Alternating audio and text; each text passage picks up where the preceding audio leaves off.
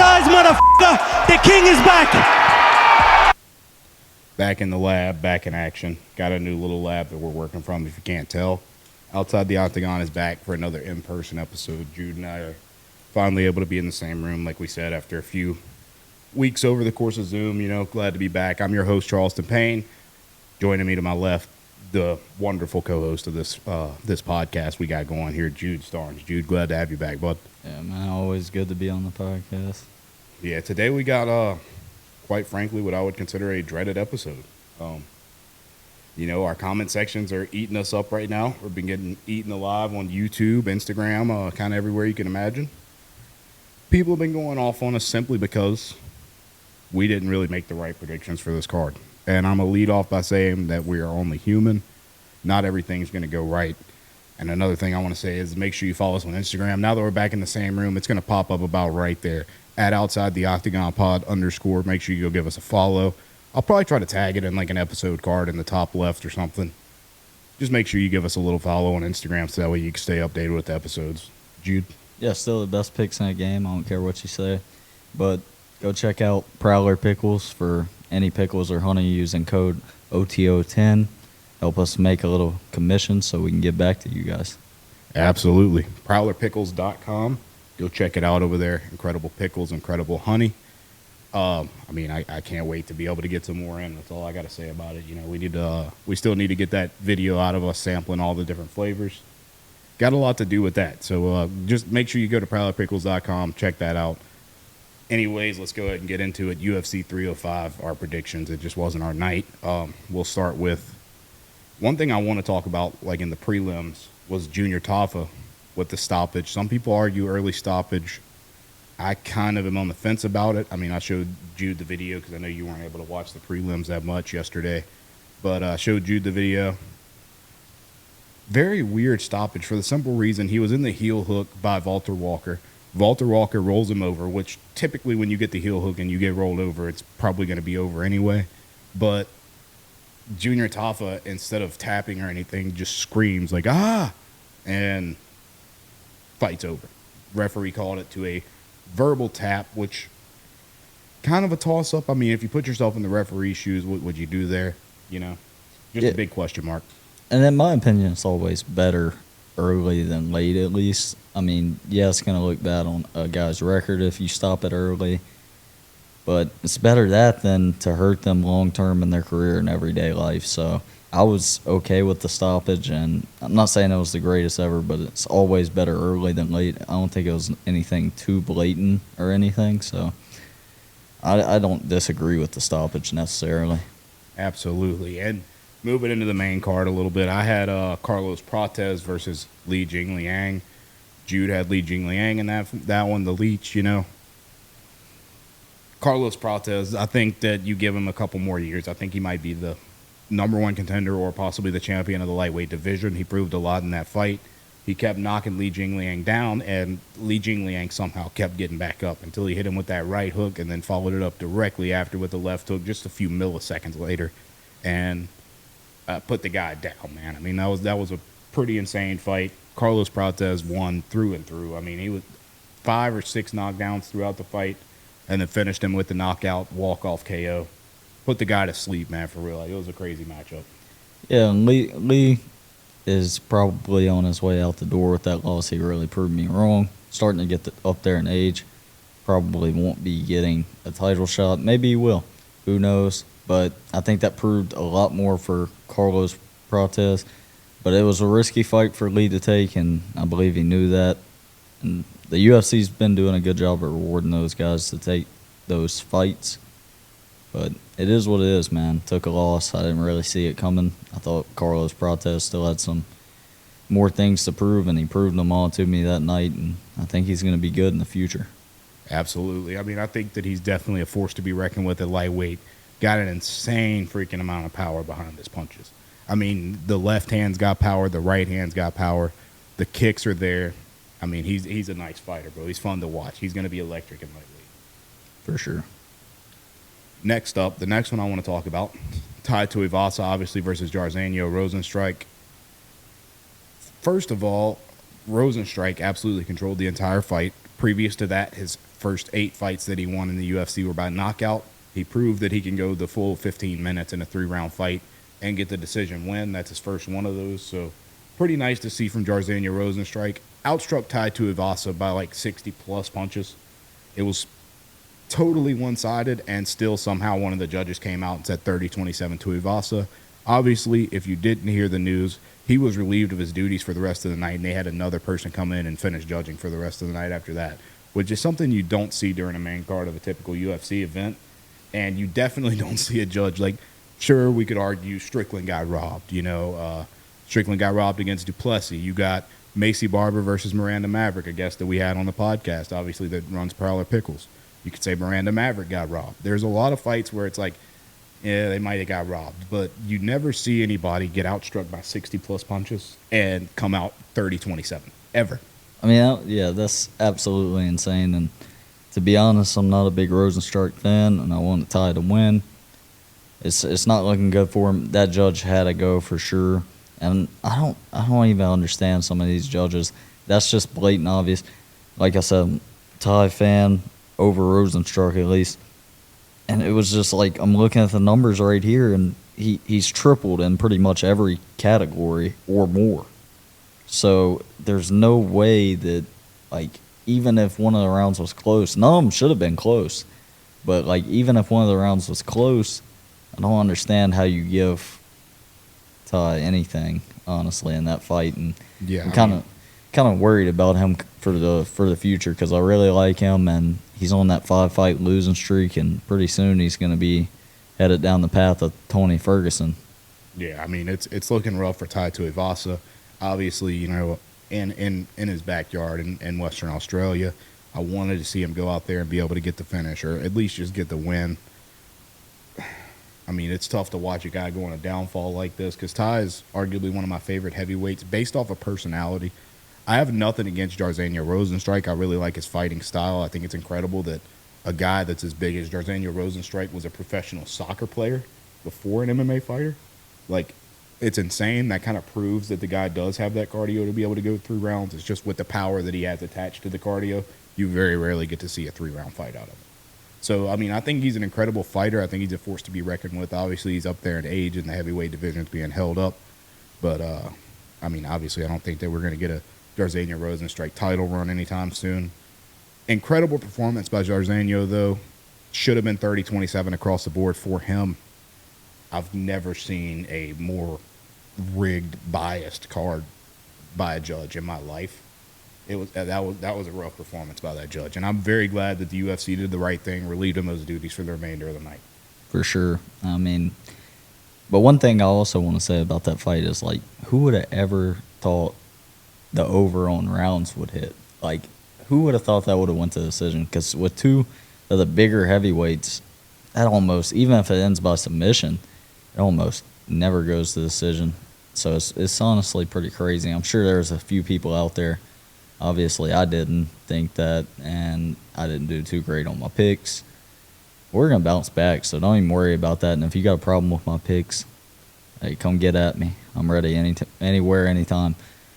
Absolutely, I agree with that, man. I mean, people have been flaming us hard. I mean, if it was easy, like I said to one guy in the comment section, if it was easy, everybody would do it. Hopefully you're returning for this episode and listening, so that way that you understand that we are not perfect people, and if we were, we'd probably have 10 million subscribers right now, which we'll get that next week. But and I'm not mad at them, and I'm thankful for their view still.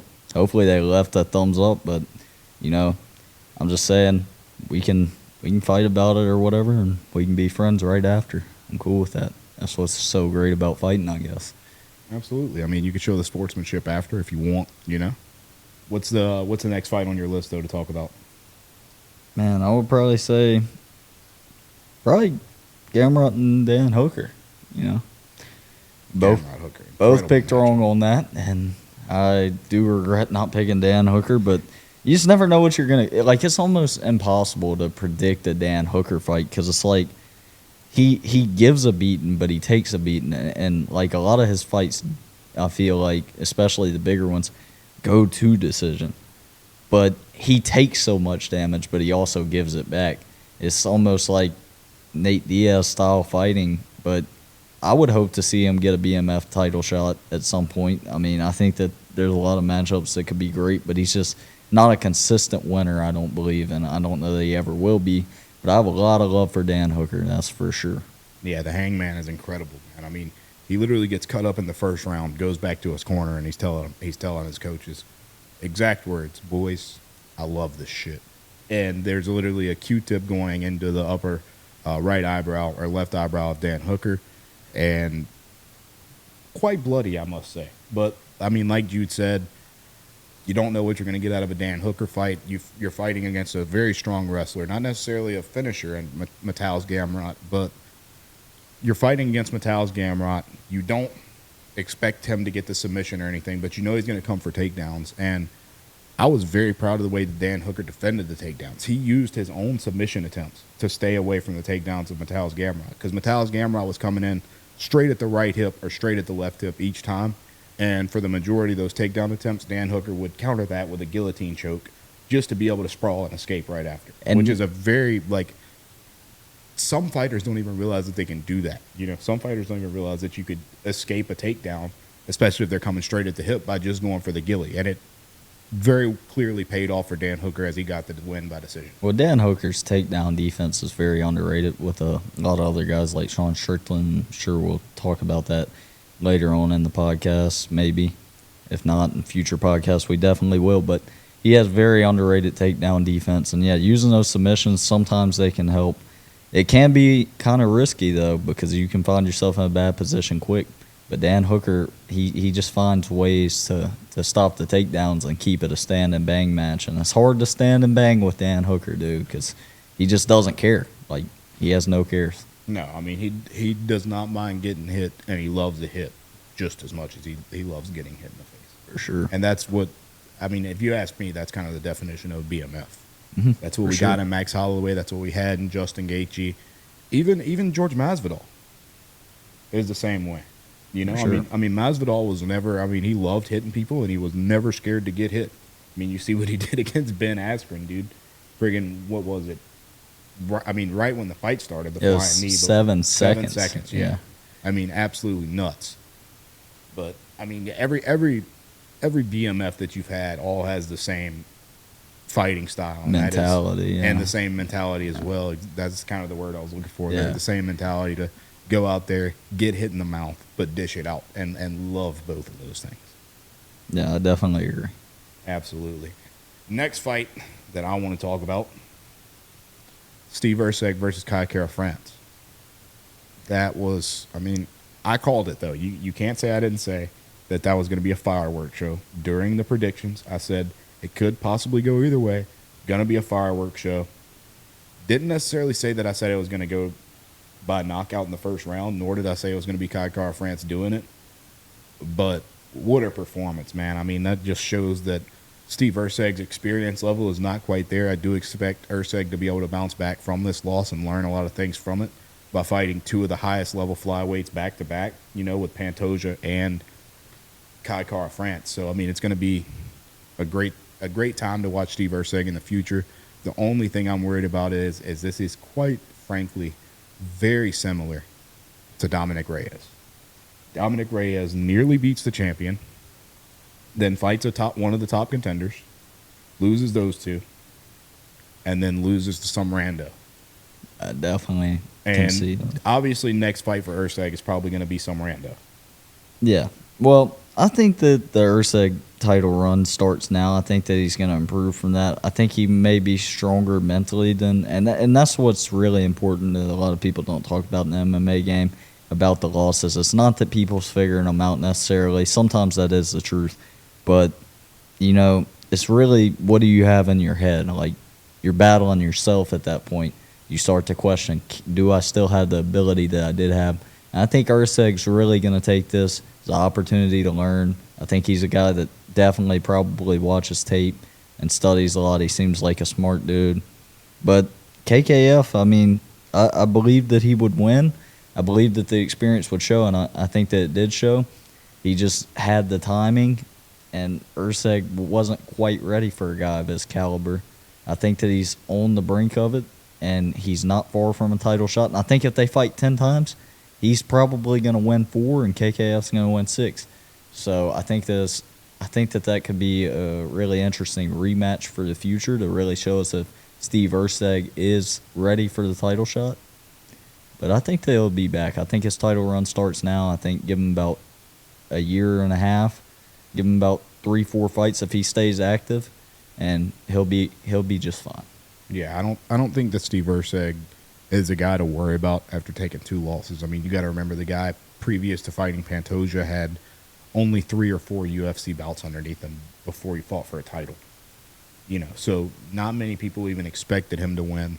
I predicted him to win personally, but I mean, that's another thing that whenever we talk about this championship fight, that's one thing that we learned then, that some of these guys need to be taken serious. And one thing I'll say also is Erceg, one thing that I think he could improve mostly about his game, the most in his game. So I've noticed that he's kind of a slow starter. He kind of feels it out a lot, just like, what's his name? Corey Sandhagen. I couldn't think of it. Kind of just starts a little too slow at points, which Corey Sandhagen improved that in his career, and that's how he has gotten title shots and all that and became a much better fighter. And I think he'll be back as well in a title shot very soon. Of course, he's got to get some wins after a loss to Umar. I mean, but Erceg's just a slow starter, and I think he's got to improve that for sure. Yeah, absolutely. I mean, and one thing that, Erceg would probably be the champion right now had he just not shot for a takedown late. Yeah, he's in the 5th round. Had he not shot for a takedown, I think going into the 5th round, the fight was 2-2. Yeah, I think he's just got Pantoja. I think it was 2-2 going into the 5th, and Erceg kind of screwed the pooch, some would say, by shooting a 5th round takedown, and obviously Pantoja just has that edge in the ground game, strictly due to how much experience that he has. Yeah, and you got to look at risk management and all that. So, and maybe it's a corner problem, but I think Erceg will get it figured out, and I think they'll be just fine. Absolutely. And this is the fight that you guys really wanted to hear from us about. Oh, man, oh, man, oh, man. And still, Dricus Du Plessis submitted, of all things, and I must say that I only know one person, and I'll even shout him out for it because it's absolutely nuts to me that this happened. I only know one person that predicted Dricus by submission, and it's the Barnhill Brothers podcast. Go check them out because they had that. I mean, I really don't think that they were serious and meaningful with it, to be honest with you. I think that was fixed. Barnhill Brothers called that in. Yeah, facts. I'm playing. Great podcast, so definitely go check them out. They have clips, Instagram, all that. You can go find them for sure. Absolutely. But, I think that is the only person that I saw that had Dricus by submission. I mean, given people were predicting Dricus to win because, why not? You got to kind of throw it up in the air a little bit. And it was a pick 'em fight on odds. So, obviously, it could have went either way. Wasn't necessarily by any stretch an off night for Izzy, I don't think, though. I think Izzy fought relatively well throughout the night. I think that there are some things that we learned about Dricus, though. And I think that there's very many different ways that Dricus can be knocked out, in my opinion. Because every time, I noticed anytime, like, he can go in there and just hit you with a jab, everything's fine. But as soon as he goes to throw more than one punch in a combination, he comes in with his head straight down looking at the floor. And all you have to do for that is uppercut or just catch him on a counter. Like, just slip one of those punches while he's not even looking at you, throwing freaking haymakers. Slip one of those punches and just come over the top one time. There are ways to beat Dricus Du Plessis unless he fixes that part in his game. I noticed that as a weakness very quickly in this fight. And he did it against Strickland. He's done it against Whitaker. Given it's a hard thing to exploit because when he's throwing those punches, it's absolute haymakers. He's putting his entire body into them. His feet are like lifting off the floor when he throws those punches. He's bull rushing at you, head down. I think that just leaves too many openings, and I just don't think that Izzy was able to read that. Well, the only thing is when you do kind of tuck your head like that, yeah, you can land some stuff. But when you tuck your head, it does kind of make it harder to really chin somebody and land a clean shot to the chin. But, there's still other things you can do for that for sure to beat him. And I definitely agree that could be a hole in his game. He seems to come in very off-balanced as well. Absolutely. So I think that there's plenty of ways to beat him. But with that being said, also, I didn't see this as a win by submission for either guy. I couldn't have really saw that. I could see DDP winning, and you guys, if you listen to the last podcast, you heard me. I literally picked on the podcast just reading off a resume, even though I watched both of them fight Sean Strickland and everything. It was a tough fight for me to pick. Obviously, it was going to be because the lines are going to be set pretty close to how tough the fight was going to be. And I think that was a really great fight altogether. And Izzy was, in my opinion, was winning the fight up to that point. He was winning the fight, and he got caught. He got caught sleeping, and it was very Brendan Allen-esque rear naked choke that he got in. And, I'll just give it to DDP. But his resume may be the best resume in middleweight, and he could actually have a shot at maintaining his title for sure. I mean, I'm not taking anything away from Izzy. I'm not taking anything away from DDP, but I think it's getting darker for Izzy. DDP's on the rise. I think it's his time. One thing that has to be said, though, and we talked about this on the phone earlier, and I did not want to lose this thought, and it just came back to me. I have to say it. Previous to this fight, although he lost to Strickland before DDP, if you didn't have Izzy as your middleweight GOAT, you, quite frankly, were ignorant, in my opinion. I think Izzy is the greatest middleweight of all time previous to Dricus beating him. Right now, you better keep your eyes on Dricus. Yeah, I am not a Du Plessis fan by any stretch of imagination, but I very well could see that guy running the division for a very long time after what he did to Izzy, because no matter who you are, your resume is automatically just skyrocketed if you beat Izzy, because there's only 3 middleweights that have ever done it. It's Dricus, obviously not a middleweight anymore, Pereira, and Sean Strickland. And if you look at Strickland was, what, the 7th or 8th ranked whenever he fought Izzy? Or was he 10th? I know he was pretty far down the line. I almost want to say 10th, but it might have been 8th. Yeah. I don't think it was 7th. I don't think it was any higher than 7th. Yeah. But he was ranked low, and then he beats Izzy and then loses to Dricus, and now he's just, no matter what you do, I mean, he probably could have lost to Costa, and he probably still would have been top 4. No, I think because having a win over Izzy just puts you on such a high pedestal of middleweight, and now that Dricus has that with only 2 losses, 0 losses in the Octagon, in the UFC Octagon, I mean, there's no denying him. You guys better watch out. That guy's going to be a force to be reckoned with. Unfortunately, if he fights Strickland again, I am going to pick Strickland, but I think we all have an idea how that fight's going to go. I think it wasn't very decisive. I think that Strickland won the first fight. I think that might have been a robbery, personally. Mm-hmm.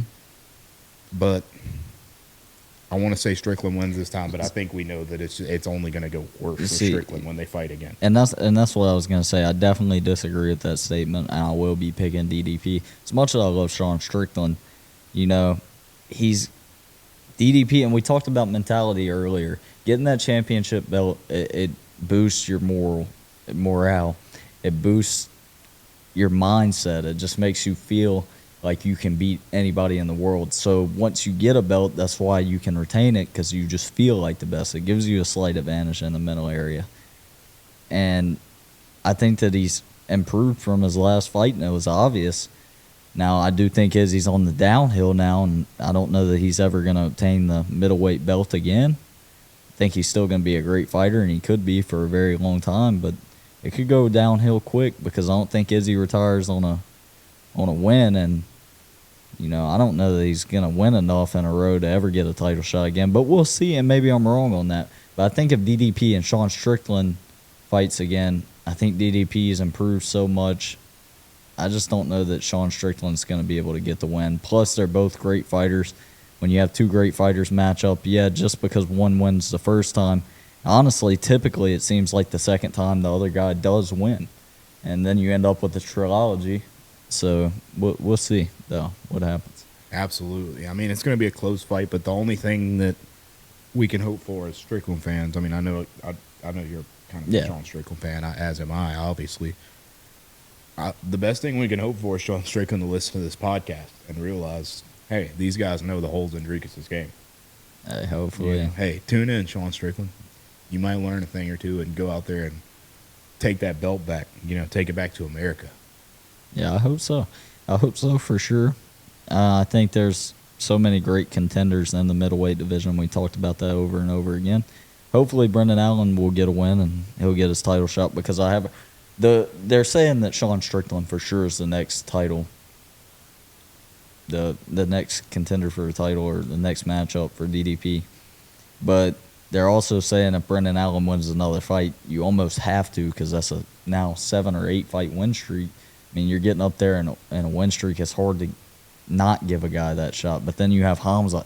So many great guys in that division. But I think if Brendan Allen gets a shot, dude, with that ground and pound to submission, you know, and he just gets better each fight, and that's the main thing I look into when I'm watching a fighter. So, but like I said, we'll see what happens. I think that's very interesting. We'll keep you guys updated on the news on the middleweight division for sure because it's easily probably the best division right now.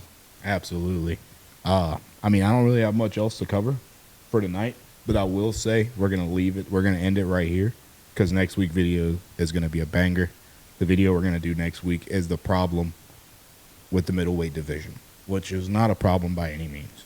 We're going to be going through and breaking down all the people in the middleweight division that should get the next title shot. And the problem with the middleweight division is there's so many guys that are deserving, and we're going to break it down right here on Outside the Octagon next week for you guys on who deserves it next, why they deserve it, and who's next after next. And we're going to rank it probably like the top 8 guys for next in line for a title shot, depending on outcomes. Obviously, it's going to be Whitaker and Hamzat in there. So Whitaker winning, Hamzat winning, obviously that throws them in the loop. Obviously, Brendan Allen, Nasruddin Imavov, that throws them in the loop, either one of them winning. Obviously, Strickland's in the loop. Obviously, Izzy could technically still be in the loop, depending on how you look at it. For sure. I mean, there's a lot of guys that are in the loop, so we're going to go ahead and wrap this video up. Jude, you got anything else to say? Yeah, and what I was going to say is we're almost at 10,000 views. We're approaching 10,000 views. The view counts shot up. The watch time shot up. Continue to do us a favor. Watch all the shorts. Watch all the videos. Leave us a like. Do whatever. And we have some great things planned for your community. And you guys leave comments. Suggest anything you want. And we will definitely take those into consideration. And we're hoping to reach 10K views. Hopefully, I'll say by the next episode, you think we can get there? No, we're going to be there before this episode comes out. Before this episode comes out. I don't know about we're going to be there this. by Friday, I think. We'll see. We'll keep you guys updated. I mean, we got plenty more shorts to drop between now and then, dude. We're loaded up with short-form content to keep out for the people. Yeah, and that's been doing really good. Keep that performing well, you guys. Watch it all the way through. Leave a like. I mean, we hit on some very good topics in the shorts. We use AI-generated things sometimes to kind of predict what's going to be best for us next. And by doing that, we are able to break down and get the clips that you guys, according to AI, would like to see. So AI can sometimes be used for the good. And I promise you, if you help us blow up, you help us start, really getting big, get to talking to every UFC fighter that ever existed, get us that platform, get us that voice. And I'll take a leg kick from Alex Pereira. I'm going to take a leg kick from every in-person fighter that's on the episodes that will be willing to kick me in the leg. I love it.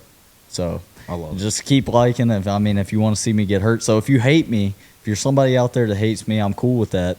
Leave me a like. Leave me a subscribe on the a subscribe and like on the episode. Give us a view. And watch me get kicked in the leg by every UFC fighter. Watch me endure pain on the channel. Absolutely. I mean, we're kind of turning into like, what's the guy's name? Houston Jones. You know what I'm talking about? No. The guy that's like getting shot with 10,000 paintballs today. Oh, yeah. Or the guy that does like the freaking, like he grabs the rope swing and like ties like freaking, like razor scooters on a rope swing. You ever seen him? Yeah, I don't think he's like that. The scooter fan. I don't think I could go through that level of pain. That's excellent. I mean, I do this. I think these leg kicks might be kind of like close to. I mean, I think a leg kick may be worse than a freaking. They really honestly hurt the next day more than they do on the spot. Like I feel like it's hard to walk after. Yeah, but when you say you're going to be taking these from every UFC fighter that we interview, I mean, imagine we get this guy on, Johnny Bones. I can tell you, you're not going to eat that. He's not. First off, he's going to be too scared to come on and kick me. He's not even going to do it. Even if he did do it, I'm going to take it like a champ. He's not going to do anything to me. My leg is solid steel at this point. I'm not even going to show pain. And if I do, I mean, who cares? I'll get views. But I'm actually interested to see how bad each one hurts. But, you know, sometimes it hurts to walk in the mornings, but it's not that bad. So, absolutely. And after about 20, 30 leg kicks that you eat, I think we do like a kind of like a ranking video for you. oh, yeah. And let you I kind of got take the stage for a video, and then I'll kind of rank which ones I thought were the worst based off the way you reacted or whatever. Hey, and once we that'd move, be kind of interesting. once we move on from there, I might have to let every one of them choke me out or punch me in the face once I get every fighter to leg kick me. And at some point, I've just taken every shot from every UFC fighter, you know? Fact. Got the full experience almost. A roundhouse kick. Yeah, I think we're a little far from there right now, thankfully. Yeah, you got to work up the chin, dude. But shit, I mean, that's going to be a wrap for Outside the Octagon. Thank you guys so much for tuning in. Back in person again. Going to stay this way for a while. Thank you guys much. Peace out.